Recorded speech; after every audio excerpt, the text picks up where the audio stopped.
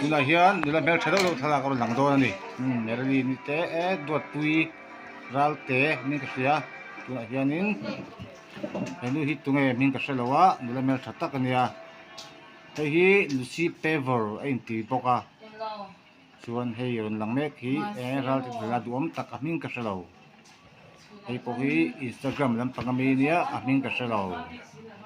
chuan he karon lang po hi nula ania min ka hrelo hei champhai nula tiri ange min ka hrelo hei hi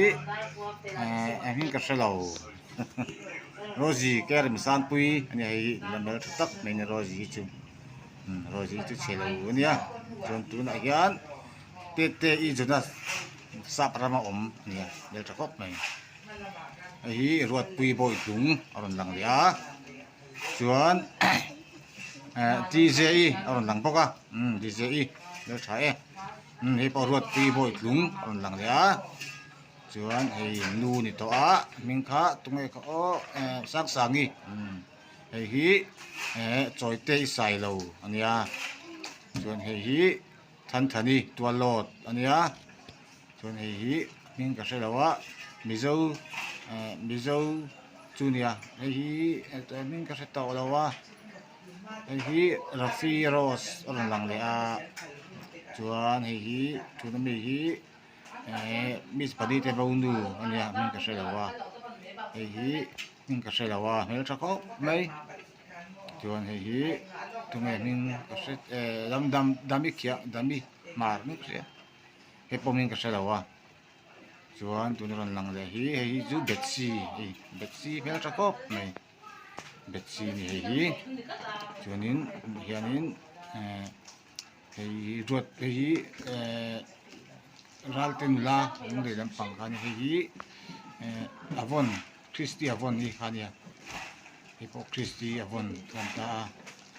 hei hi Joel ninga sia chuan du saki poron lang du saki ni hei hi chuan hei hi nunui rualeng model Mizo model hei hi kan Miss Mizoram khozol nula ania min ka te ni to hei hi khiang te kimi khiang te hei hi ro sang pui RSP ania hei hi min ka te ni thut po min ka hrelawa hei hi mal som sangi som te khania hei hi chuan hei hi vai nu pui le som te le than thani tu lot hei hi rin pui hei hi Marilyn Monroe in ta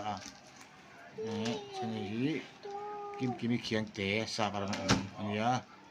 hei hi lai thiam Rosie tho hei hi aming ka hretlat lo hei nula hi mer tha sia hei po hi aming ka hretlat lo mai mer tharu pui hei po aming ka hretlat lo mer tha le mai ai po hi hei top nan aming ka hrelo hei khang ho khan ni